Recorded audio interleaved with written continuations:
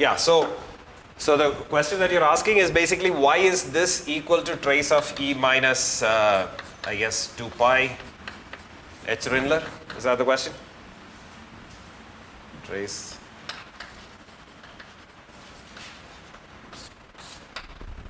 That's a question, right? So I think there should be a 2 pi here, first of all.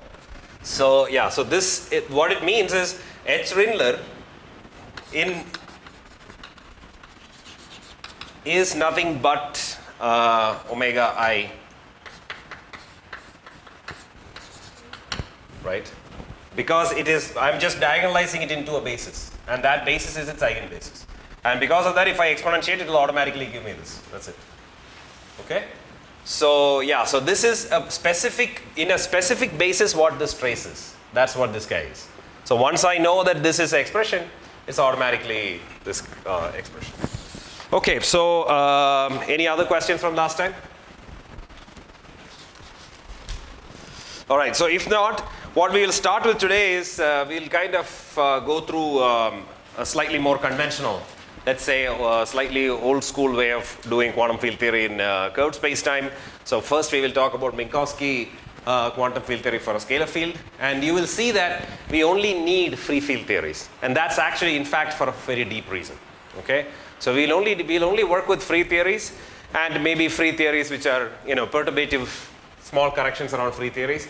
So, and that's all we will need, and that is, you know, you might think that, so this is the context in which first Hawking and Unruh and all these people did their calculations back in the 70s and 80s, and it might seem like, you know, they tried, you know, various people tried to make calculations in interacting theories and, you know, see whether things work out well, etc. But for reasons that we will get into towards the end of the lecture, it turns out that free theories are what you really need to understand well in curved backgrounds if we want to understand quantum gravity. Okay, so these are reasons related to holography for why that is important. So that's what we will start with. So we'll start with free theories, and so, you know, kind of redo what we did, sort of, in the next 1 or 2 lectures. We'll sort of redo what we did using path integrals and all those things for Minkowski and Rindler. This is what we'll do in the next lectures in a kind of sort of slowly, you know what I'm saying? So that you can kind of look around and smell the flowers, so to speak. So yeah, so let's start with QFT in Minkowski space, which I'm assuming that you have seen before. So all you need really is the first, or, you know, maybe the real first chapter of Sretnicki. Okay, the real first chapter. The first chapter might be somewhat motivational in base, but the real first chapter where he starts quantizing scalar fields and all that. Okay, so maybe it's the 3rd chapter. Okay, so basically a quantum field theory, as I've told you already, is basically a theory of operators which are labeled by points in spacetime. Okay, so when you write phi of x, this should, somehow it is okay to think of it as phi with a subscript x. Okay, where x stands for the point in spacetime. So these are operators and these are just labels. Okay, real valued labels in spacetime. So yeah, so this is, so the idea is that you can associate local operators, and these guys which sit at each point are basically called local operators. And local operators are a key set of operators in quantum field theory. They are not the only operators which are interesting. There are things like Wilson loops which are defined on, let's say, you know, curves or loops and things like that. So those are known local operators. They are sometimes called defect operators and all that. But the most key ingredient in a quantum field theory are basically local operators. And if you, the general belief is that if you have solved the theory completely, if you know correlation functions of arbitrary insertions of these kinds of local operators in the vacuum state, if you know what these guys are as functions of x1, x2, xn, where x1, you know, this is x1, this is xn, where x1, x2, xn are points in spacetime. Spacetime means, note that they are not one value, it's, you know, 4 values. So if you know these as functions of x1, x2, xn, then we have solved the theory completely. Okay, so this is the goal of quantum field theory, which we are almost never able to do, but, you know, in many cases of interest, we can compute enough number of correlation functions to extract enough observables, or you know, let's say scattering amplitudes, in the cases that are of interest to us. Okay, so this is the sort of the stated goal of quantum field theory. And these are the objects that we are interested in. And we'll only be concerned with scalar field theories in this lecture. Or throughout the course. And as I said in the beginning of the course, like free theories are of particular interest for holography and quantum gravity reasons, as I will elaborate, sort of a qualitative way at the end of this lecture. Okay, so these free theories that we are interested in, and let's start with these scalar theories. Scalar field theory. So the scalar field theory is the key thing that I already emphasized. So I have kind of prepared the setting, even though I will be doing some, things in a slightly, this quantum field theory, things that you're familiar with, but I will use language that I have already introduced. For instance, I will basically, the state space of scalar field theory will be characterized by functions in space-time. So if I have some particular time slice and so when I say that there is a basis, you implicitly assume that there is some particular time at which I'm talking about my Hilbert space. Okay, so here the Hilbert space of a quantum field theory is, we believe that we can describe it using function profiles specified across spatial slices at some time, at any given time, let's say. Okay, and this is not the way in which you have probably typically seen it, but I argued, or in the maybe few lectures ago, that in free theories we can show essentially by some form of Fourier transform at each point in space roughly, that this can be connected to the Fock basis.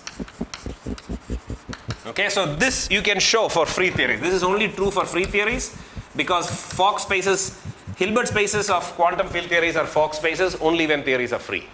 Okay, so this is true. So but we believe that this is more generally true. So we believe that this sort of a characterization of the state space of a quantum field theory is possible even when the theory is interactive. Okay, so this is our starting setup, and yeah. So when the theory is free, we can change basis and show that this is identical to the Fock space of what you are familiar with in quantum field theory, free quantum field theory. Okay, so but we believe that this is more generally true. So when I write like this, I'm not assuming necessarily that the theory is free. Okay. So but now I'm going to specialize to free scalar fields. So free scalar fields. And this, my signature is minus plus plus plus. And sometimes that plus can extend more and the dimensionality will be higher than 4. But let's keep it 4 for now. So my action is I'm working with free scalar field and I'm restricting to Minkowski space also. This is kind of like I'm going to do the standard quantum field theory that you know of from Srednicki, but in a slightly more, in a form that is adapted to our discussions. Okay, so yeah, so you can write it right like this. It's a small exercise to check that this minus sign is necessary if the signature is here, because the structure has to be T minus V. Okay, and the Hamiltonian. So this is again a small exercise. If you have not seen it, it's it's just like in standard particle mechanics and all that, where you first compute the Hamiltonian by taking the canonical conjugate and all that. But I'm not going to do this systematically, but it's straightforward. Again, it's there in Srednicki. So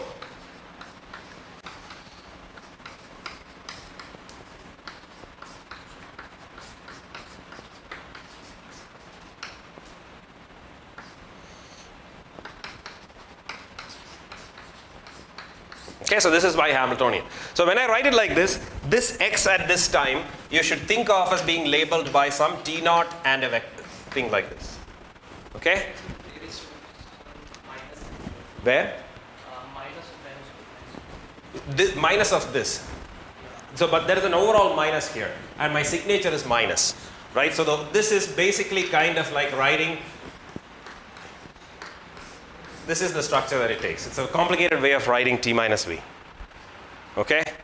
So there is an overall minus sign. Then I have a minus T, minus dt square guy, and then there is a minus V. Okay? So it's minus T plus V plus some other V, which is the correction, this thing. And then I'm taking an overall minus sign here. So that's why the signature is important. So or it's better to write it. So this is schematically the same thing as minus of minus t plus v. It's not, yeah, this is what it is. Okay? Yeah, anyway, so the thing that I wanted to emphasize was that this is, when I write it like this, when I write a Hamiltonian, I have implicitly chosen a time slice. Okay? I have implicitly chosen that there is some t naught sitting somewhere, and usually I will think of t naught as being equal to 0. Doesn't matter. All the theories that I will be interested in, or at least in most cases that I will be interested in, the time translation will be some form of time translation, should be a symmetry of the theory, so I can always move my t naught to 0 if I like. Okay? So otherwise I'll have to specify some t naught. Okay? So that's what this x means here. Okay? So this is, I've implicitly made a choice of time slice. That's an important thing about the choice of Hamiltonian. So, and that's related to the fact that the Hilbert spaces are defined at some particular time usually. That's how we think about them, at least in Schrodinger-like thing. Yeah, okay. So the point here is that as I already wrote this down once before, so you can think of this as minus I delta by delta phi of x. So this is sort of the functional canonical conjugate, if you like. And my canonical commutation relations, which you have seen before in Srednicki, is phi x by x prime is I times and phi x phi y. Let me call it y here.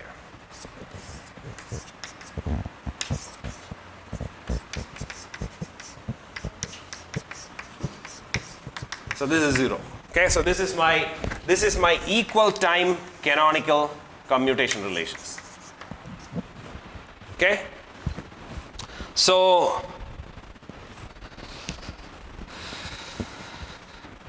yeah, and one of the things that I told you in some lecture sometime is that you can write down the wave functional of my up to normalization in this way.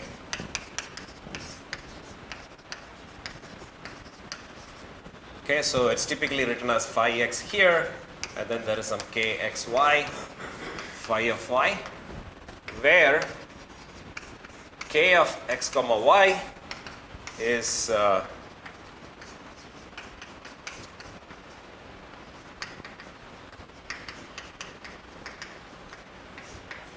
times e of k, where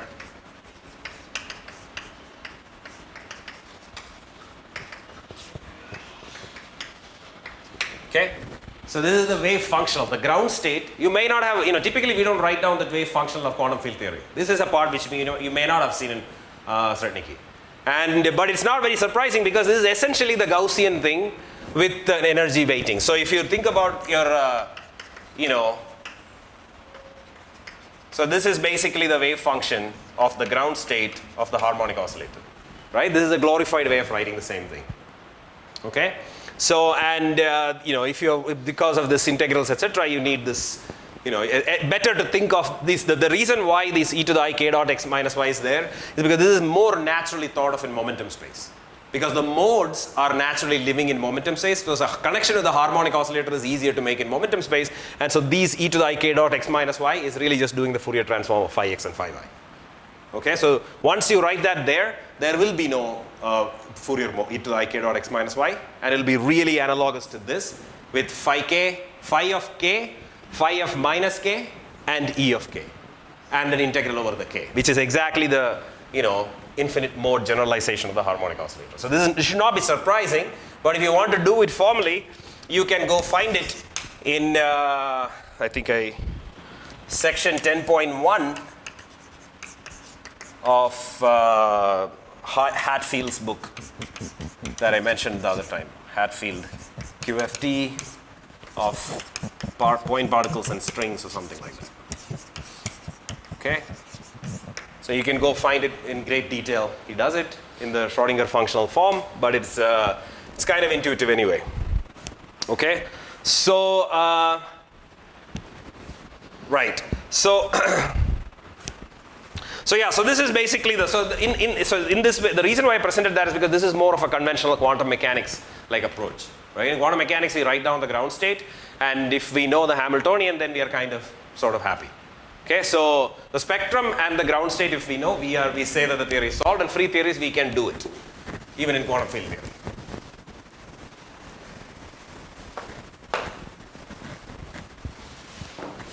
Okay, so the next thing that we are interested in is we will be interested in correlation functions. Okay, so we will be interested in, we want to find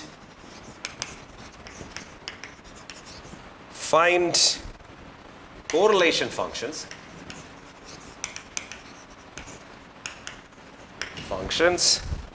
of Heisenberg evolved operators.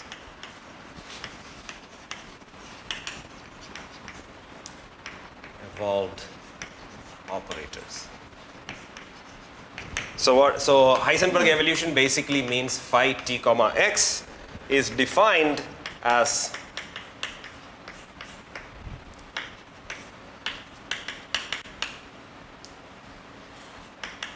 okay, so this is what it means. Note that this x is 0 comma x.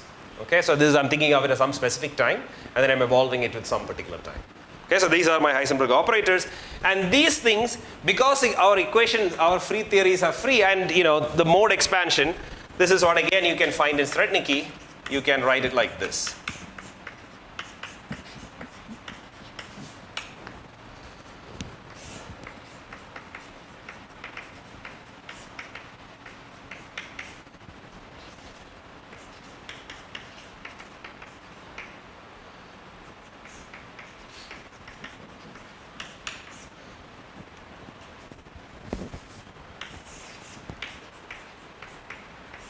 Okay, so this is what we typically write as the solutions of the mode functions.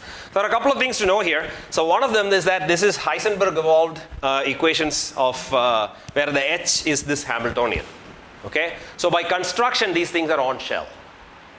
On shell means if you act with the equation of motion, which is the Klein-Gordon equation. So if you act with something like this, on this it will be 0. Okay, that's what a on shell means. So, and that is implemented by the fact that this omega k is on shell. So if omega k is not of this form, so this is not on shell, and this is not a very meaningful expression. Okay, so it's important that it may seem like kind of an integral over everything, k and omega and everything. You can write it in a 4-vector form if you like, and some people do it. But I think that it is less transparent to write it that way, because this is the omega k is on shell, so it is in some sense it is determined by the 3 k's, and so there is only 3 integrals here. Okay, it's not a 4 spaced, it's not a d4k type of integral. So, and you can do it with some slight notational things. You can actually write it as a d4k integral, but it's not very interesting. So this is the first observation, and what we have really done is we have expanded it in a complete set of bases. Okay, complete set of, so e to the I kx minus omega kt is this guy are the positive energy modes, and that forms a complete set. This gives you for the positive energy guys, and then this is the complex conjugate, so that gives you another. Between this you can expand any possible solution satisfying some rough normalization conditions. And that normalization condition is implemented in standard quantum field theory by demanding that these things have some periodic boundary condition and some large L, and then taking L to infinity at the end of the calculation. Okay, so this is the setup that we typically work with, and so this 2 pi cube is just coming from Fourier transform conventions. So, but this 2 omega k is coming from a normalization choice. That is, it's coming from the fact that we want to have a Lorentz invariant norm when we do integrals and so on. So this you can, again, Srednicki does a discussion of it, and I'm not going to get into it. We'll do it in a slightly different way. Okay, we'll say that in a slightly different way. So those are basically the main ingredients. You have some coefficients. So in order to do this, we have to introduce some arbitrary coefficients, because this is supposed to be the most general solution of the wave equation. And so we have introduced some, these are basically the Fourier coefficients. So these are, depending on, so people use, these are basically sometimes called modes, but sometimes people also call these guys modes. It's like, you have to kind of pay attention to the context. But these are the basis functions, and using the basis functions, you are expanding in certain generic coefficients. Okay? So, because these guys are operators, these guys are also operators. These are functions. This is also just a real integral. But this A and this A dagger are operators acting on the Hilbert space. Okay, so that makes this guy an operator acting on the Hilbert space. All right. So, and that's basically, I think, the only all the structural ingredients in it. Yeah. So this is. I will often drop this hat because the understanding is that these are all quantum fields anyway. Okay. So this is the main thing. Okay, and if you do that, and if you demand it, see, this canonical commutation relations come from our basic understanding of classical mechanics and field quantum mechanics. So this is something that I impose. And with this choice of mode expansion, if I demand that, I will get commutation relations for AK and AK dagger, right? So, and that is basically what I'll usually be interested in.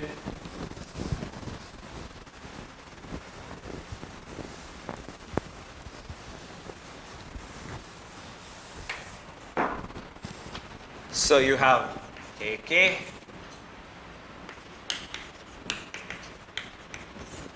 so these normalizations have been chosen precisely to engineer this form. So these are all exercises if you have not seen it before. So this 2 pi cube is a result of this particular choice of all the normalizations. Okay. So if I don't put this 2 omega for instance, I will have to introduce some 2 omega here, some suitable appropriate 2 omega. So anyway, so.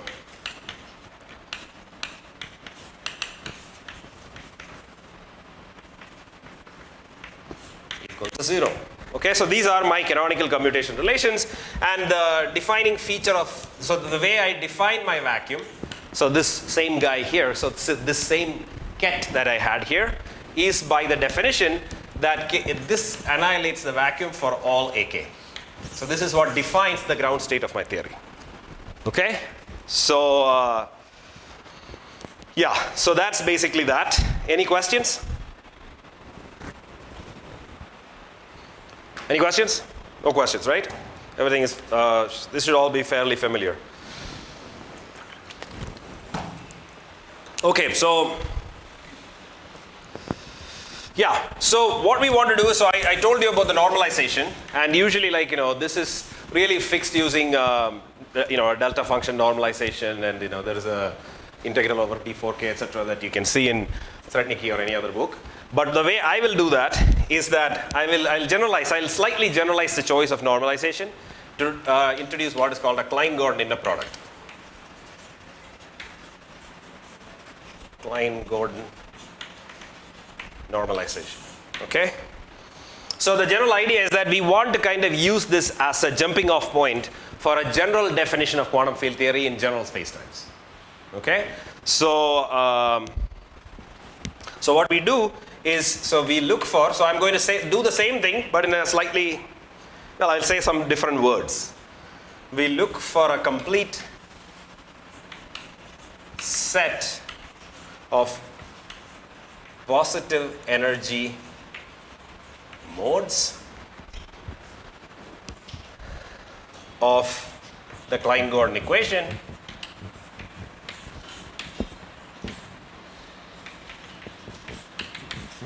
Okay, so the solutions of this guy, the complete set of solutions of this, I'm going to call U. Okay, so U is a standard notation. I mean, you can, an old and sort of standard textbook for quantum field theory in curved space is Birrell and Davies QFT in curved space. So I think they were the ones to introduce U as a notation for modes. So that's what we are using. Okay. So yeah. So the one way we can describe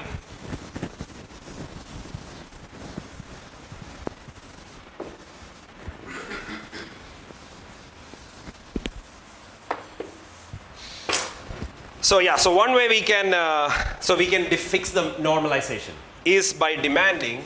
So first by introducing, I'll call U1 and U2, subscript Kg stands for Klein-Gordon, is equal to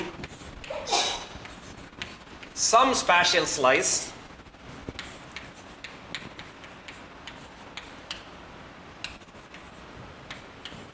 I think if I'm writing something wrong, I think Waipo can correct me. So think this is correct. Okay, so this is the Klein-Gordon norm. This is some definition.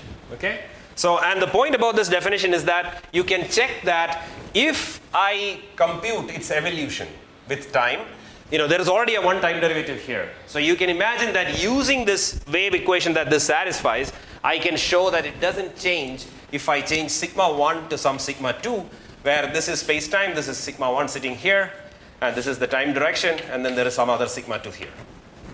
Okay, so the point about this integral is that with very small modifications, basically making this integral, the root g times integral type of thing. If I do that, this works in any space-time as long as it is globally hyperbolic. If you remember, globally hyperbolic is spaces where there is a well-defined Cauchy slice, so that you can evolve wave equations. Okay, so in such space-times, essentially the same definition will work for defining these normalizations. So one check that you can do is that if you plug in this here and demand this, so with these normalizations, what I can do is I can write down my mode expansion in a slightly more general way by calling phi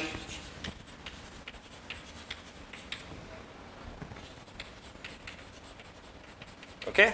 So this is all I'm doing is just rewriting what I wrote already, but I'm just saying that sometimes it is convenient to suppress all the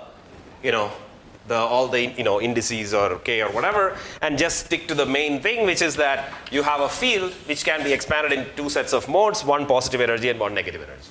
Okay, and it's important to kind of these guys are called positive energy, and these guys are called negative energy, and the positive is, note that there is a minus sign.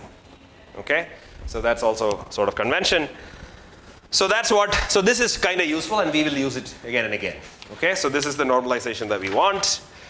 And essentially with that you can kind of repeat some of the statements that I've made, all the statements that we can repeat this, and you can show that the canonical commutation relations, the AK bar commutations, all of those things you can kind of do it in general spacetimes. And we will do that for Rindler, say, in the next lecture. Okay, so with that, this is clearly not a complete, I'm not going to repeat all the things in great detail. So this is kind of like a overview of what we will need from free quantum field theory. So it may be a little bit too fast, but it's fairly complete. And if you can, if you just believe the statements, as I have exhorted you many times to do in this course, if you believe those statements, you should generally be fine. You know what I'm saying? I don't think that you need to know way more than what I'm saying. If you believe these as facts, even if you're not super familiar with it, it should be okay. So with that, so we want to compute correlation functions. Okay, so correlation functions are what we are interested in, and the 1 point correlation functions are 0, right? Because A and A dagger will show up in phi, and A dagger will annihilate the bra, and A will annihilate the ket, and you get 0. Okay, so the first non-trivial correlation function that you can expect is something of this form.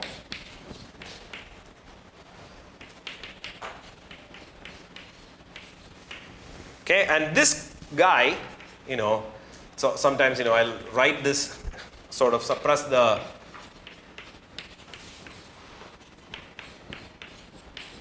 this. So, here, you should understand that this is just a short form for Tx and T prime x prime. Okay, note that here I'm not necessarily saying that T and T prime have to be the same. Okay, it can be, this is any Heisenberg operator. Okay, its time evolution is implicit in the operators. So these guys, so this is just notation, and usually these guys are called G plus x prime or White-man functions.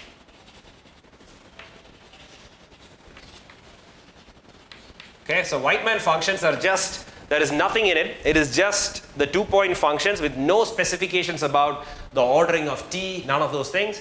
It's just phi t comma x, phi t prime comma x prime for arbitrary t and t prime and x prime. If you compute it in the vacuum of a quantum field theory, what do you get? That's what is called the White-man function. Okay, So what we are interested in is, so if you compute this for our theory, these will be the Weightman functions of free field theory, free scalar field theory. Okay? So this is, this is obviously sort of the most primitive object, but in many calculations that we will be interested in, we will also be interested in what is called the Feynman two-point function, which is defined as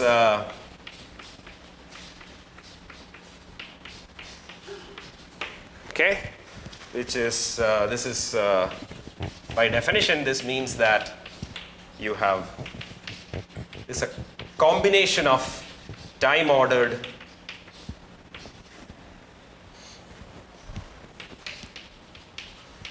so I forgot to define G minus. So G minus will be the same thing with so G minus x prime is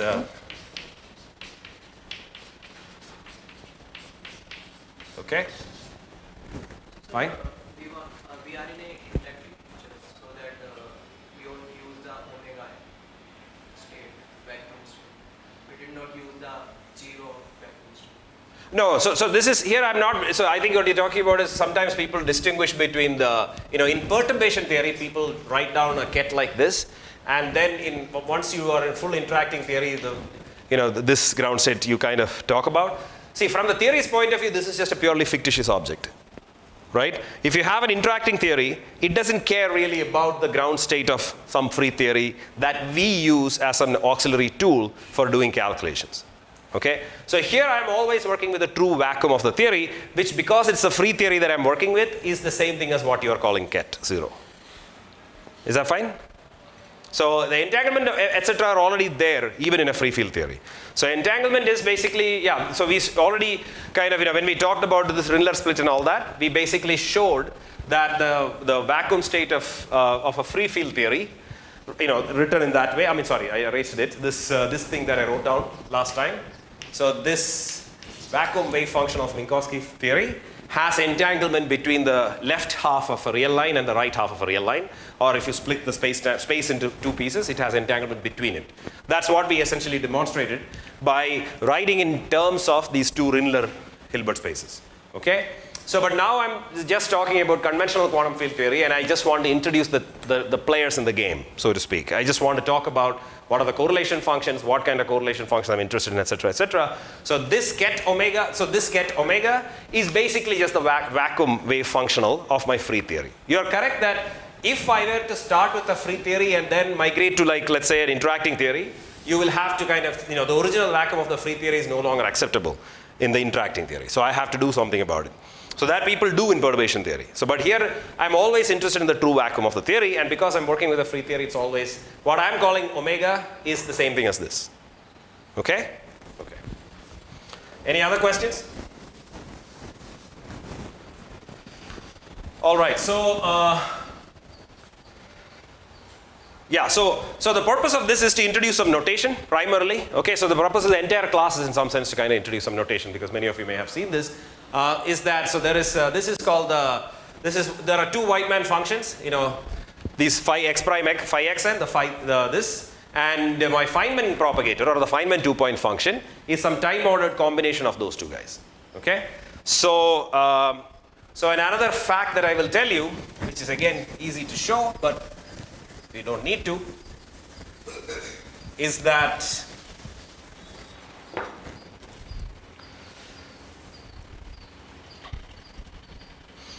so this is, if you have not done it, I suggest you do it.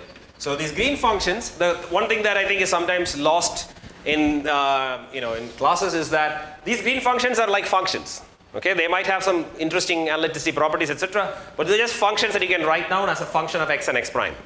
And they are usually some Bessel functions or Hankel functions or something depending on dimension, but it's basically just coming from, these mode functions that you have and some integrals of them. So it is e to the ikx, e to the minus ikx type of guys. Some integrals, if you do this, you'll get some functions, and typically they happen to be some Bessel-like functions. Okay? So I'll write down a kind of a general object, which is I'll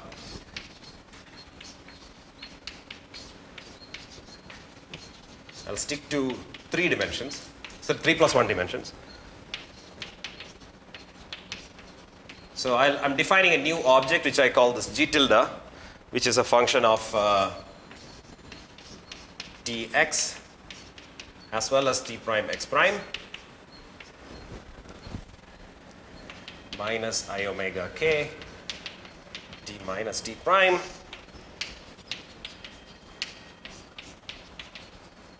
Okay, so I have defined some object like this. This is my definition of an object, so there is no exercise yet. So, and what I want you to show, if you are so inclined, is to show that by doing, so this integral, if you want to do it, see that you can see there is a pole. There are two poles in the omega plane. So the k integrals are in some sense structureless. The dq k integrals are more structureless. But this d omega integral has interesting analyticity structure. And that basically happens because this omega has, so if I write down my complex omega plane, and that's an interesting important idea. The idea that omega is a complex variable. So there is a plane of complex omegas. Okay? And there are two special points in omega plane, which is this and this. Okay, so these 2 points in the complex omega plane, which are special, and they are the poles of this function. Okay, so the first thing I want you to show is that g plus is obtained if you do, okay, so this is A, you do this integral by doing this, by doing a contour integral around the pole, on the right pole.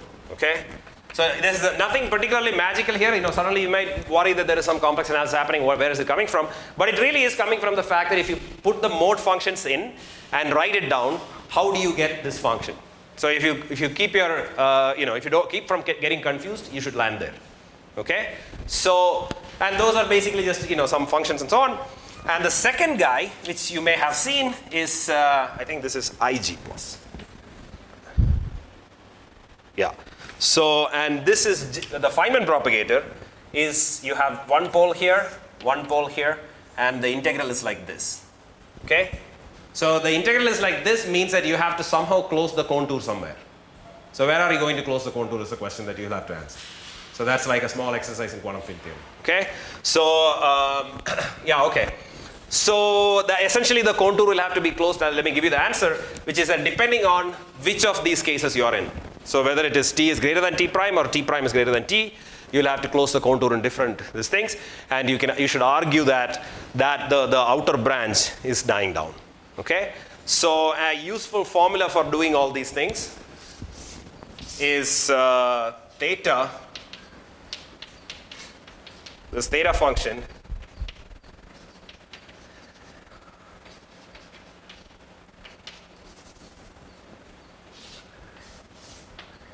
is 1 by 2 pi I minus infinity to infinity d omega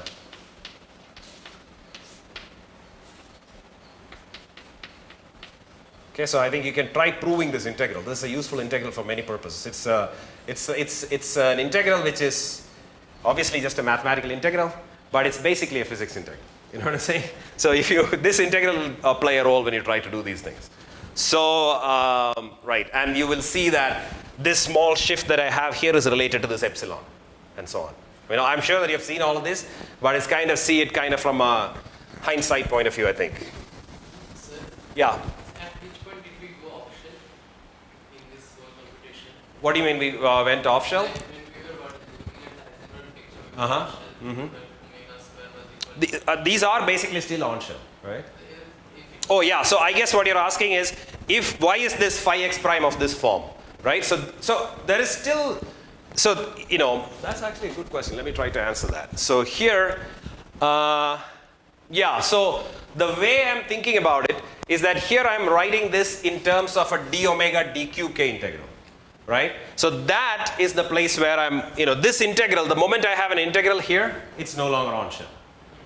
See what I'm saying? So the claim is that this on-shell quantity that you're computing here can be obtained by doing this integral, which if I want to really do it, I'll have to do off-shell, and then I'll have to do this trickery to get the answer I want. Okay, but that's a good question. Right, so any other questions?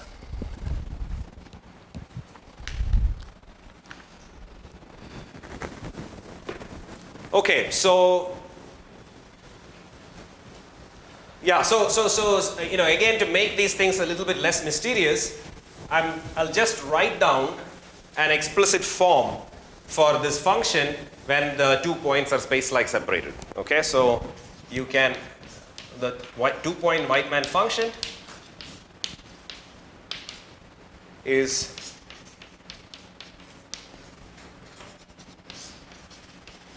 so you can do this integral. Okay, so essentially this integral. Okay, so this integral, and you will find that this is giving you some, I don't know what it's called. It's basically Bessel K in Mathematica. Okay, so Bessel K 1 is basically what it is. So let me call it K1 and M x minus y. Okay, so this is Mathematica notation. This is, so I'm sure that it is Mathematica, this is the function. But I'm not sure whether this is, this is what is called K1. I'm not 100% sure about that. Okay, but this is Bessel K in Mathematica. So, and yeah, so this is, this argument. This argument will go in here. All right, so the point is that, so note that I'm writing it only for space-like separations. Okay, because once I'm inside the light cone, etc., I have to worry about these Feynman-like things. Okay, so but when it is space-like, in some sense, it is like a Euclidean correlation function, and that's how it behaves actually. Okay, so you can, so this behavior, and this is the reason why I wrote it down is because it captures the general behavior of quantum field theory correlation functions at large distances as well as small distances. Okay, at large distances, it behaves like x minus y. So note that I'm working with a massive scalar field. Okay, the mass of the scalar will be important.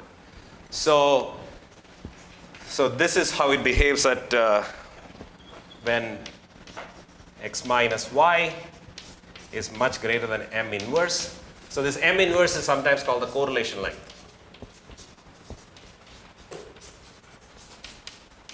Okay, so this is my correlation length. Okay,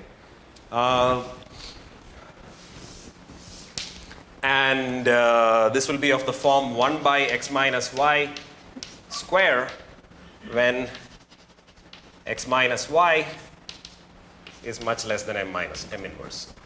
Okay, so that's just a property of this Bessel function. You can, so that's just a property of this Bessel function, and you can convince yourself that this is true. Okay, so by expanding it in Mathematica, if you like. So note that again, I'm not getting caught up in problems of analyticity and I epsilon and all that by explicitly working on an equal time slice. So all correlators are space-like correlators. Okay, so and this is what you find. Okay, so and this very directly shows that there are correlation functions at space-like separations in quantum field theory. So this is what we typically interpret as the fact that the vacuum state of a quantum field theory is entangled. Okay, so what we essentially are finding is that if you compute the correlation function between phi at some x and phi at some y in the ground state of the quantum field theory, this is not 0. Okay, so that essentially means that in the field basis, so whenever you say that, whenever you see correlation functions, it means that the state is entangled in some sense. Okay, so but entanglement is a basis dependent statement. Okay, so I mean, or at least there are states which can be entangled in some basis which need not be entangled in some other basis. Okay, so what it means is that in the field basis, where the space-time is, field, these operators are labeled with x in this thing. So there, these guys are non-vanishing. Basically means that my ground state is entangled, which is what we explicitly showed using this Rindler split earlier. Okay, so there we showed that the vacuum is in fact entangled between the left side and the right side. So as long as these x and y, so you can think of the point where we made the split of Rindler as some arbitrary point between x and y. Okay, note that these are space-like. So these x and y are sitting on some spatial slice. Okay, so this is x and this is y. Okay, if you like. So if I take my, or even better, let me make it even more connected to the Rindler case by making it minus x and x. Okay? So these are space-like separated points. But if you compute my 2-point function, I will still find non-vanishing answers. So the way in which, in physically interesting quantities, we avoid this kind of problem, or when you compute 2-point correlation functions, which are time ordered or whatever, so we get out of this problem because of the fact that at space-like separations, commutators vanish of operators. So that's the reason why we need antiparticles and all that. Okay? So antiparticles basically give you a compensating mechanism for this, so that only correlation functions within the light cone are somehow going into observables. Okay? So that's the way in which quantum field theory works. So and it's a pretty surprising. The ground state is entangled. So the ground state of the quantum field theory is entangled in the field basis. That's the way to think about it. So essentially, if you have, if you have an entangled, so so let me make it a little bit more explicit, because I think it's kind of important. So by giving you a simple example of what you should expect when there is entanglement. Okay? So if that is not obvious that correlation, if the existence of those correlations imply entanglement, if it is not obvious, let's consider the general and the standard entangled state that one can write down. So let's say this is Ci I tilde. Okay, so or doesn't even matter. So okay, let me write it like this. Okay, let's say I have some some state like this. So this is basically entangled in the I basis and I tilde basis. Of course, I could write down some in principle, maybe depending on my values of Ci, it might be possible. Of course, this state is a pure state. If I look at the whole thing, obviously there is no entanglement. Okay? So the implicit idea in entanglement is that there is some notion of tensor factorization, and the Hilbert space of this theory is a tensor product of, let's say, 2 Hilbert spaces. So for instance, if you have like a set of lattices, for instance, I'm looking at 2 lattice sites, each with 1 qubit. Okay? So and this is 1 qubit, this is 1 qubit. Then this whole state, I can have states in this full Hilbert space which are basically entangled in this qubit basis. Okay? So if I look at this particular, let me call it like this. Okay? So this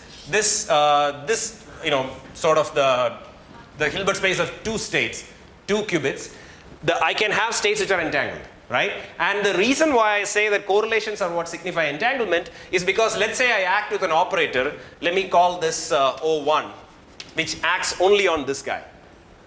Okay? So there will be non-trivial entanglement basically coming from the fact that maybe I should take a little bit more, an elaborate way of talking about it. So one way to the sort of the most basic idea that I want to convey at the moment is that you can act with an operator on one of the factors, and I can act with an operator on the other factors, and there can be non-trivial correlations between them. But I want to make a stronger statement, and I will in the next lecture. Okay? For the moment, this is, if I compute the correlation function involving O1 and O2 on this guy as the state is entangled, I will basically get non-trivial effects. Right? If on the other hand it is not entangled, okay, so not entangled means that let's say I have a state that's it's hard to, so let's say I have a state where I could construct like a state which basically just looks like I and I tilde with no Ci here. So I could construct operators in such a way that O1, O2 acting on this will give me 0. But if it is entangled, that is not possible. Okay, very crudely. I will make it a little bit more precise because it is, I kind of want to get to the end of free field theory of Minkowski space today, and we will talk about Rindler, and then we will come back and talk about entanglement a little bit more in detail. Okay? For the moment, you can just take it, if it is not completely clear from what I said here, because I have to say a bit more in order to make it completely clear. But, so the key point here is that space-like separated points, if I act with operators, I do get non-trivial correlations. Okay, the correlations are what one typically thinks of in the language of entanglement. Okay, so so this is not fully satisfactory, but let me finish this and then we'll come back to it. Okay, so but at least it's clear that there can be non-trivial correlations, right? So if you have an entangled state like this, and note that this O1 is acting on this guy and this O2 is acting on this guy. Okay, I can get non-trivial correlation. So this need not be the case. Okay, so but why, whether it is necessary for entanglement is, what I have shown is that when there is entanglement, this happens. But I also want to show with some examples some extreme scenarios by picking some, let's say qubits and so on, and working with like spin operators. So it is completely clear what exactly does it mean to say that the ground state is entangled in the field basis. Okay, so I'll show that maybe in the lecture after the next. But for the moment, let me just finish this Minkowski stuff. Okay, so one more comment I want to make here is that so what I'm doing here is, I'm writing down the correlation functions of a free theory, right? I wrote down the correlation function, 2-point function of a free theory, and what I will do is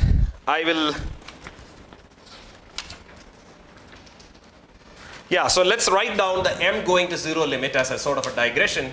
So the m going to 0 limit means I'm looking at this theory in the massless limit, right? And so if you compute this limit of m going to 0, you will find that this is 1 over x. I know for a fact because I checked it today morning on Mathematica. Okay, so this happens to be the case. So you can, so m going to 0 limit, you get a good limit, and that means that in that limit your correlation function is nothing but this, right? So this is, and you see that it doesn't decay or anything. This is there is no decay as you go to large m because there is no m. Sorry, large distances because there is no m. Okay, so if m is 0, this distance is basically infinite, right? So there is correlations at infinite length, and they are always the same. Okay, so such theories are sometimes called conformal field theories. And what we have shown by doing this little thing here is that free massless theories are conformal field theories. Okay, that's what we have essentially shown. And this generalizes this is kind of important for the statement that I want to make. Let me see how much time I have. Okay, so I have just barely enough time. So in a general conformal field theory,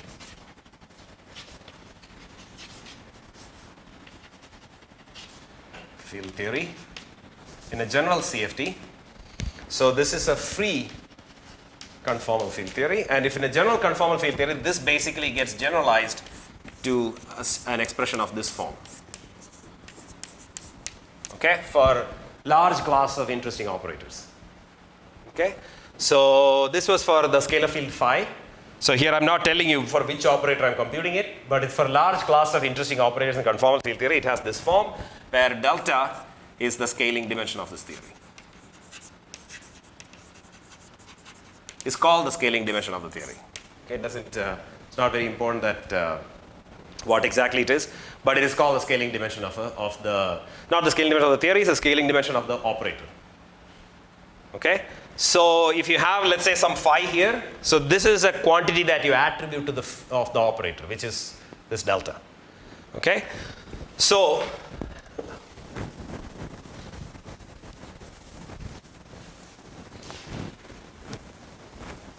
I just wanted to say that because now I want to tell you. So now let's, if you are a little tired, we can talk about why we care about free theories. It might seem like free theories are like kind of not a very interesting thing because, generally quantum field theories are interactive, right? So, but it's a surprising fact about even particle physics that many of the theories that we are interested in actually are well approximated by free theories and small perturbations around them. Okay. And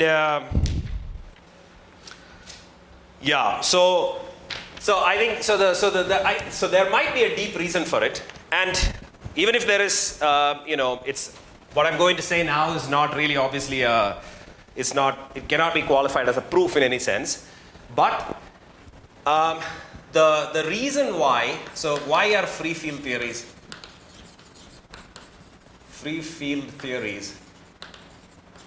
are crucial for quantum gravity and holography.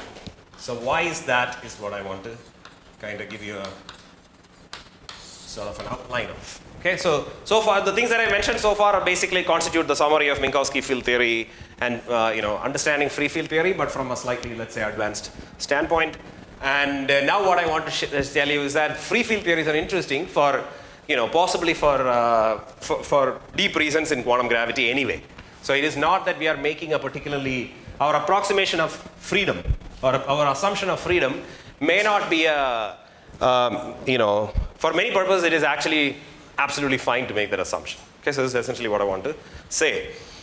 So, and in order to talk about this, so the rest of this lecture is going to be kind of like, I want to tell you a story, but the story contains various pieces which are kind of, advanced, etc., etc. But I think the story, I think it is possible to follow. Okay, if you have any questions, feel free to ask. And if it is, if it is a distraction, I'll tell you so. But it's generally speaking, I think if you have any questions, yeah, please ask, because I think that's the best way to talk about. So I'm going to talk about something called large and gauge theories. Okay, so large and gauge theories are important theories for the purposes of quantum gravity and holography. So this is one of the things that we have learned in the last 40 years. And so the idea is that a gauge theory, as you know, or I can tell you now, is defined by some number, integer n, and coupling that sometimes is called g-square Yang-Mills. Okay? So it might seem like a sudden change in step, but the main idea is that, if you have, for instance, QCD is defined by SU3 and let's say the coupling constant of the Yang-Mills field. Of course, there are other parameters also possible, like the masses of quarks and the couplings of various other particles and so on, if you couple it to various things. But I'm saying that in order to just define the Yang-Mills theory, which constitutes the gluons in QCD, you just need to specify n and some g-square Yang-Mills. Okay, so g-square Yang-Mills is, sometimes it can depend on the scale of the theory, but let's assume that so you are given some scale and you know how to compute it. Okay, so these are in couplings in quantum field theory is oftentimes run. So because of which it is not super meaningful to say what g-square Yang-Mills is as a number, but that's not important for us. If you want, you can introduce some scale at which you are talking about it. Okay, but the main point is that gauge theories are, so this is g square of the SU3. Okay, so these are the two numbers that you need to define, or two parameters that you need to completely define a large and gauge theory. Okay? So, yeah. Yeah, that's a good question. So I'm generally assuming that it's SUN, but similar statements apply to all kinds of SON, SPN, all of them it applies. So I'm always going to assume that it is SUN. Doesn't matter so much. The thing that is important to me is that there is a gauge group rank that can be made large. Okay? So let's assume for concreteness that this is SUN. Okay, so then there is g-square Yang-Mills, which is some coupling of the theory, and the claim is that in order to define a gauge theory with a non-abelian gauge group, non-abelian means something like this with a big gauge group. So with a gauge group, I basically need to define two numbers like this. One of them is an integer, importantly, and the other one is some real number. Okay, so this is what I need to define. So the key point that was first observed by Toft is that these theories can be rewritten as string theories that contain closed strings.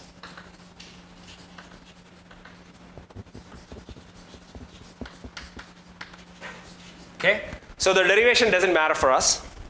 So if you take an ADS-CFT course, like we offered some couple of years ago, it will be done in glorious detail.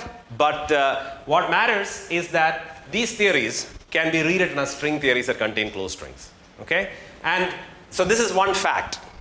So there are 4 or 5 facts that I'll tell you today, which we need to know, but which we don't need to really look into in great detail in the rest of the course. But it's good to have those facts with us. So I'm going to list those facts for you. Okay, so this fact is the first one, and this is probably sort of the starting point of, this is probably one of the most important papers, theoretical papers in the last half century. Okay, so maybe older than half century, I don't remember now. So it's 1970, early 1970s. Okay, so yeah, a little bit more than half century probably, or almost half century. So this the claim is that these theories, the Feynman diagrams of these theories, can be rewritten in terms of closed strings. And the key point, in order to do that, what you do is what 't Hooft did is that he interpreted this theory as a theory which has two couplings again, two numbers again, but instead of working with n and g square Yang-Mills, which is the gauge coupling, okay, so these are two numbers are needed. So instead of working with them, he worked with n and lambda, which is called g square Yang-Mills, which he defined as g square Yang-Mills times n. And the reason why he did that is because the n going to infinity limit of this theory is ill-defined, is well-defined only when you take lambda fixed and not g square Yang-Mills fixed.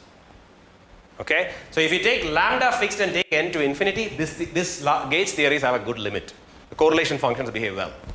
So, or it's not actually, it's a slightly stronger statement is what is actually true, which is that when you fix g square Yang-Mills, there is no large n limit at all. There is no limit, the sense in which you can say that there is a limiting theory.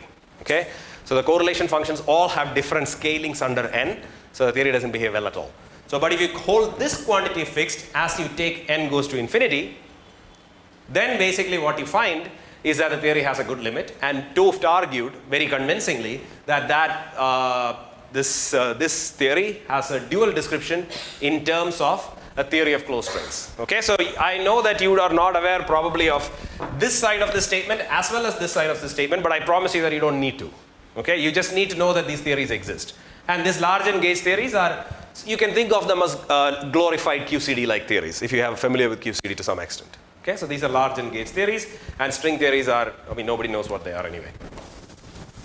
So the second point is that, so the second observation is that these closed string theories always contain gravity. So this is the second observation. Okay, so this was the first observation. This was the second observation, that closed string theories always contain gravity. So that means that large n gauge theory, so this is the origin in some sense of the holographic correspondence between non-gravitational theories and quantum gravity theories. Okay, so the statement here is that these, because large n gauge theories are dual to string theories, and closed string theories always contain gravity. So the statement that closed string theories always contain gravity means that there exists an excitation, a state in the spectrum which has all the properties that we would expect from gravitons in standard, let's say effective field theory. Okay, so that's what it means to say that there exists a particle which exhibits all the properties of gravitons, whose effective field theory is controlled by general relativity. Okay, so this is sort of the statement. So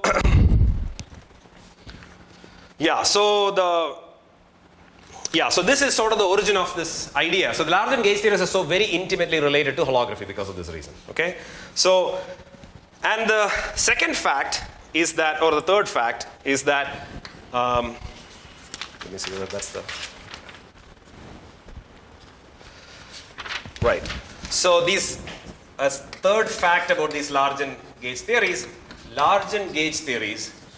contain a set of operators, contain a privileged set of operators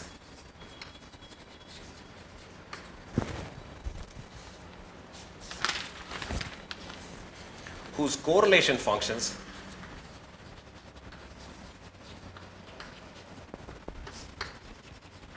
factorize.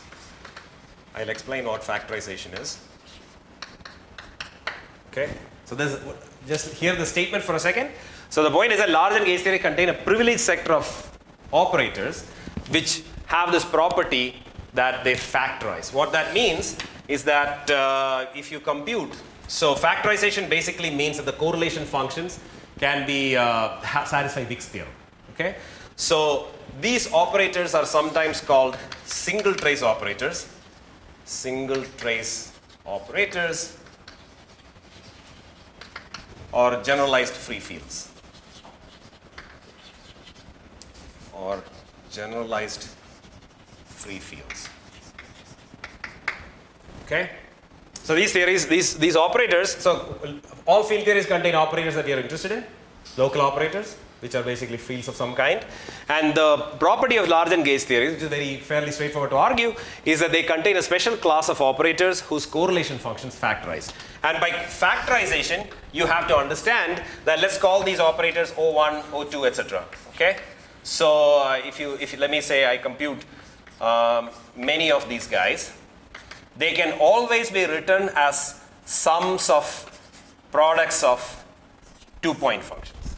So this is what Wick's theorem is, right? Wick's theorem is basically the statement that n-point correlation functions can always be written. If an n is even, he can always write them as sums of products of 2-point functions, and that's what Wick's theorem is. So Wick's theorem, so this is basically what people mean by large n factorization. And large n factorization is a property of these large and gauge theories. The fact that there exists a class of operators which behave like free fields in this particular sense exist in these theories can be argued just based on large n counting that Toof did. Okay, so these operators are they are privileged operators. Somehow they behave like free theories. Okay, there is something magical happening.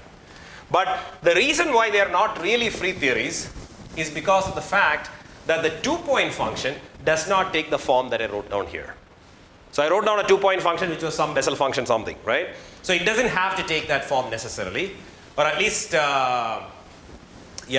So it doesn't have to take that form necessarily. So key difference from a genuine free theory is that 2-point functions are not of the those of a genuinely free theory of a free theory. So the correlation functions factorize, but the 2-point functions are not those of a free theory. Okay, so such operators are sometimes called, in the context of large and gauge theories, they are called single trace operators, or they are called generalized free fields. Okay, so it doesn't matter where those names come from, but it is useful to know those names because that's a language that we will find useful when talking in a setting where these things will not be directly there. Okay, so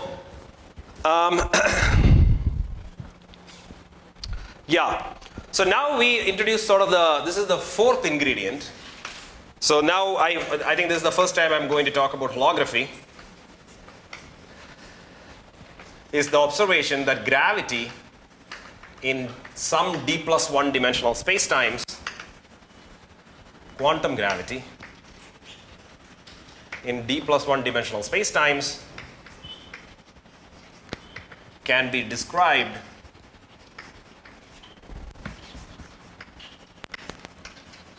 using non-gravitational theories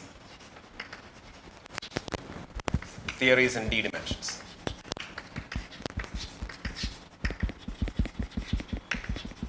Okay? So is there anything that is not clear here? I mean, if the words being not familiar is not important.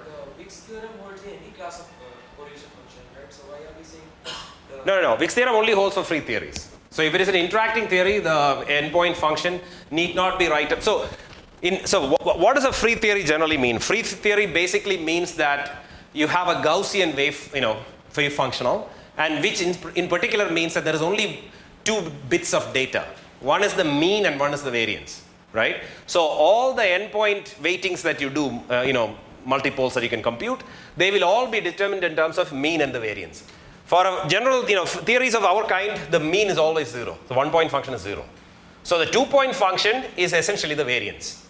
And when you say that a general theory, so when you say that a theory is free and it satisfies Wick's theorem, what it is really saying is that all the higher moments that you can compute can all be computed if you know just the 2-point moment, which is the same thing as a variance. So that's what Wick's theorem is. Wick's theorem is basically a combinatorial argument about Gaussian distributions. It is not really a very deep fact about field theories. It is just that the free field theory contains Gaussian correlations. That's what it really means. Okay. So but for a non-Gaussian theory, that is just not true. The endpoint moments contain new data. So it is not that the function is not just defined by two parameters like mu and sigma, right? A general distribution can be an arbitrary distribution. So there is more information in the higher point correlation functions. So that's what I mean by the statement that for a single trisector of a large N gauge theory, for the operators lying in the single trisector, the 2-point functions are the endpoint functions are completely fixed in terms of the 2-point functions. So that's the statement that I'm making here. So this is a non-trivial statement.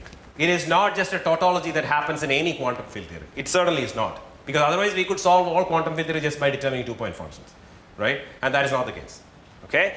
So, but the non-trivial fact is that, or the thing that makes it not quite a free field theory. Okay. So what I mean is really that there are suppressions of 1 by n to some positive power here, which I'm not writing. But so when you say this, I'm assuming that large N limit is n is close to infinity. So the suppressions are small. Okay. So these terms are small, but this is the statement. So, but the non-trivial thing here is that the 2-point function need not be that of a genuine free field theory. There is factorization in the sense of Wick's theorem, but the 2-point functions that we are familiar with, typically they contain a little bit more information than just saying that the correlation functions are that of a Gaussian theory. They also contain a specific function as the 2-point function, right? So that is not true here. This is some other 2-point function. Okay? Since what I was saying is that the interacting theory also we can do IISc thing and we can draw. No, but that's in perturbation theory. We are making approximations. So there what we are doing is we are staying close to a free theory and doing perturbation theory and Feynman diagrams and all that, right? Even there, so what you do when you use Wick's theorem in order to compute certain higher point correlation functions in theories which are close enough to free theory. So there are some technical tools that you can use coming from free theory. That's what it is. But it doesn't mean that the correlation function itself factorizes. Okay, the correlation function factorizing is really you should think of something free happening somewhere. Okay, so what is interesting about large N gauge theories is that the endpoint function seems to factorize, but N becoming large is in some sense the theory is becoming more and more strongly, not strongly coupled in some sense, but there is more degrees of freedom. It should be more and more chaotic in some sense, chaotic or difficult. But that's not what happens, is the reason why this observation is interesting. Because what is happening is that in the large N limit, if you take by large N limit, you can only do large N limit in this particular way, where you are holding lambda, which is sometimes called the Toft coupling, or sometimes just the coupling. So these things, you have to be kind of wary about what people mean by the coupling. So for instance, in many of these situations, when people say coupling in the ADS-CFT context, what they often mean is this Toft coupling. Okay, so N is the gauge group rank, and that you take to infinity. And the claim, the observation that Toft had, which is a remarkably, amazing observation, which is that, is that if you hold lambda fixed instead of G square Yang-Mills fixed, when you do that, the theory simplifies. So he wanted to use it, I don't know why he wanted to use it, but he probably wanted to use it for QCD. But the idea is much deeper than just being able to solve QCD. Okay, so that's what makes this a remarkable idea. So, yeah. on large N limit, these two elements goes to 0. Yes, that's correct. Yes. So the 3 vertex and 4 vertex in your so the way you have to organize your perturbation theory in a different way. So G square Yang-Mills going to 0. So so the point is that there is a large number of diagrams as well, right? So the way in which, so if you look at just one diagram, yes, G square Yang-Mills goes to 0, and you might conclude that there is nothing happening.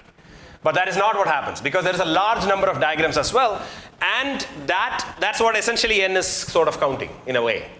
Okay, there is a large number of, let's say, these large number, N is in very roughly speaking, it's counting the number of degrees of freedom, very, very roughly.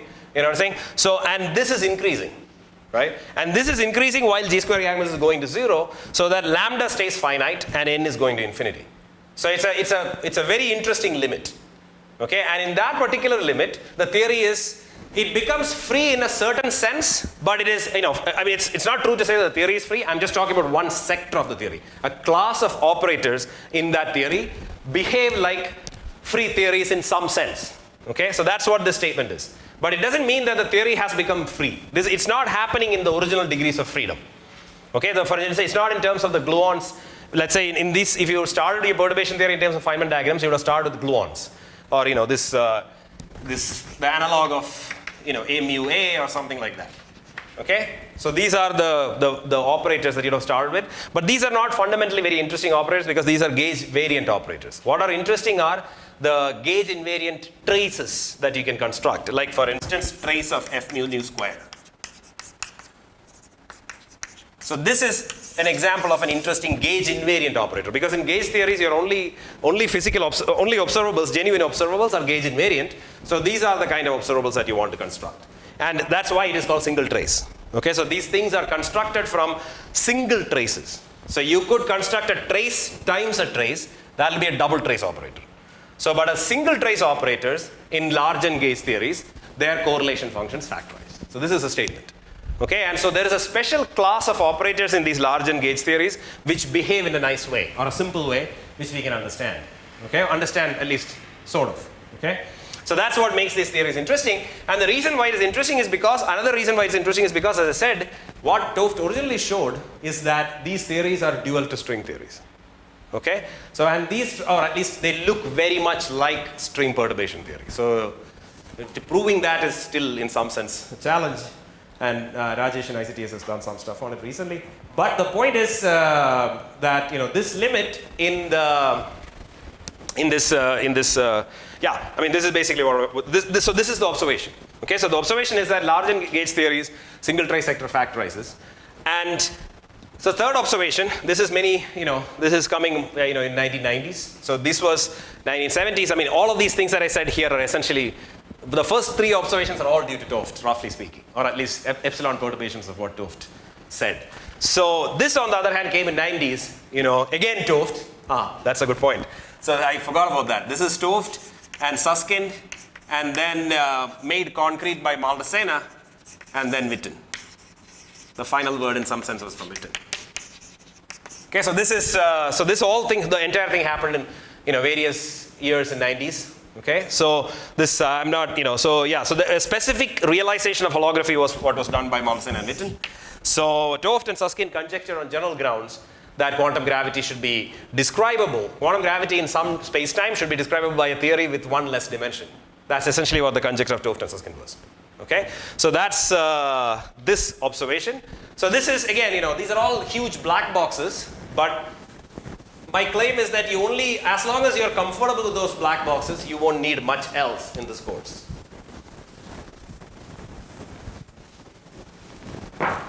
Okay, so a specific realization of this is basically the ADS D+1 CFT D correspondence.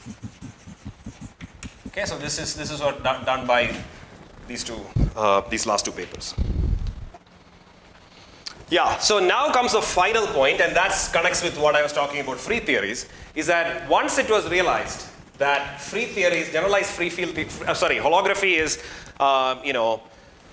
gravity in D+1 dimensional space-time can be described by non-gravitational theories. So it was realized that these large and gauge theories of certain kinds are basically what quantum gravity is in higher dimensions, in higher dimensional ADS spaces. And the point is that, so the final, the connecting bit in our story is that,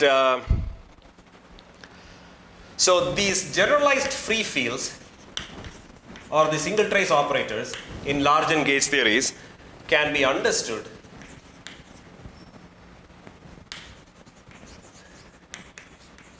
in terms of small fluctuations. Small fluctuations or free fields, genuinely free fields, in a sense free fields in the bulk of this D+1 dimensional theory, gravity theory. Okay, so that's a long route to the final punchline. So let me explain that punchline. So the point is that, so we've identified in large and gauge theories there are a special class of operators that almost behave like free fields. And via holography, the claim is that those things are just free, when you do, small fluctuations around a given background in these gravity theories, the fluctuations in those backgrounds behave like free particles, free fields. So if you do any fluctuation there, generally speaking, so fluctuations around fixed backgrounds in gravitational space-times, they are described essentially by these generalized free fields. Okay, so I don't know whether that last statement was very clear. Maybe if you have a question, maybe that I can say that in a different way. So the main observation is that, so there is these theories look like free theories, but 2-point functions are not those of free theories. So what you accomplish by writing, let's say, a scalar field in the background of, let's say, an anti-de Sitter space, or some black hole in anti-de Sitter space or something. So what you actually are doing is that the scalar field in that background should be thought of as the dual representation of this single trace operator in the gauge theory. Is that statement clear? Maybe if it is not immediately, even if it has not sunk in one shot. There are like 4 or 5 steps here. But the reason why it is important for us is because once you get the story, if you believe these 5 points, that you don't need to know the whole infrastructure in order to appreciate what we are going to talk about later. Okay, so these 5 bullet points are what are important, and I can repeat that one more time. So I think, so the final statement is that the single trace sector of a large N gauge theory behaves like free fields, and so they can, because of holography, that is what we are computing when we are talking about free fields in some space-time. Okay, so when we talk about scalar field, when we looked at scalar field, in our world, for instance, has gravity, right? And if it is holographic, we would expect that it sort of explains why there are so many examples of free fields that you're familiar with. It's kind of like it's obviously not a proof of any kind, but it's clearly a heuristic argument. But at the same time, it is natural in some sense that we have free theories that, we worked with the scalar field theory in Minkowski space. That seems like the most natural example. And standard model or QED, for instance, you start with free theories and do perturbation theory. Maybe this is the reason why that free theories are interesting. So this final comment is heuristic, but the rest of the statements that I'm making here are all watertight statements in some sense, to the extent that these things can be made watertight. So finally, let me conclude with the final message. Existence of nearly free field theories in fixed gravitational backgrounds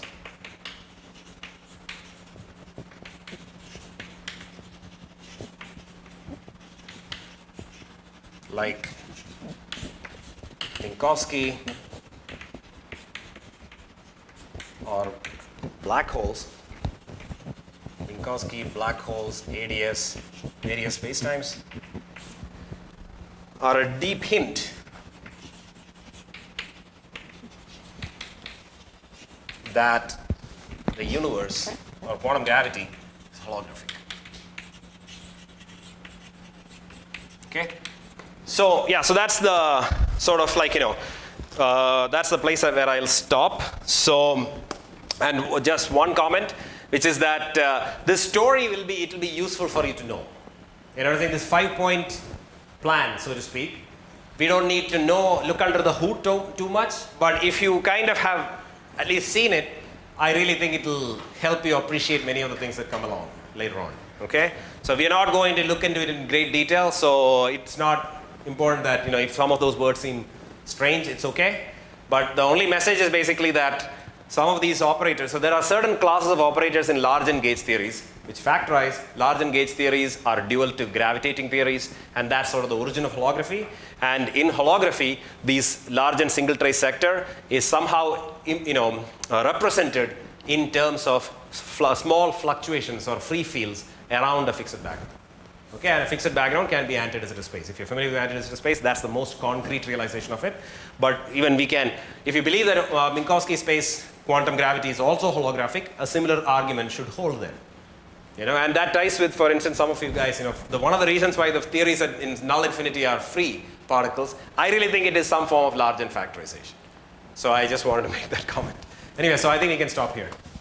Yeah? So some people ask me to find this secret operator by like subtracting and subtracting. Yeah, that's true. You didn't get into the technicalities. So if you just compute single trace operator correlation functions, what you will find is that it will scale positive powers of n. But what you do is that what I am talking about as single trace sectors are what, in more precisely I should call them the subtracted single trace sector. So which means that I have subtracted the 1-point function expectation values from my operator. So what I'm really calling a single trace operator is really O minus this. Okay, so that O is this. Okay, so this is what I'm really calling that. But because O itself in some sense would scale with positive powers of n, but this will not. Yeah? So like in the gravitational theory, how are we introducing the gravitational quotient by hand or like Gravitational, sorry? gravitational quotient by hand? Are we introducing that? No, this n that I talked about will be related to, G Newton is related to, depending on the specific holographic theory, the G Newton on the gravitational description will be related to an inverse power of n in the gauge theory. So in the, by the gauge string duality or the holographic duality, the theory on the gauge theory side has an n, right? So the fact that n is large is what makes G Newton weak and small. So that's why gravity is weak. So there is the basic understanding of why our universe gravity is weak is the fact that n is large. It's it's directly related to that in these descriptions. Any other question? Yeah. These statements of large case theories and the factorization and is it a dimension dependent statements and like It's not particularly dimension dependent. So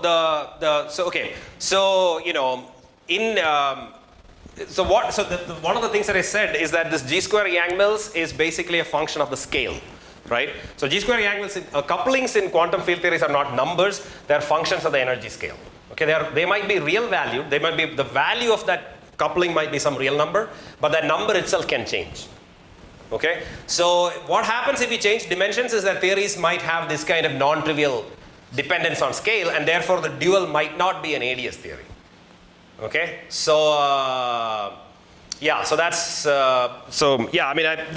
are many things one can say. Maybe you have more specific question in mind, but the thing that I would emphasize is the fact that at least for instance in D equal to 4. N equal 4 super Yang Mills, the coupling is basically just a number. It doesn't depend on scale. That's what conformal field theory gives you. So conformal field theories force these couplings to not run. So because of which these numbers that you have are just really numbers. So that G square Yang Mills and n or lambda and n are really defining a particular theory. And there is nothing else that moves there. So in the dual theory also they should have some interpretation. Okay? So yeah, but I think there are many questions one could ask. I don't know whether I've really answered your question, but maybe we can talk after. Any other questions? The general story.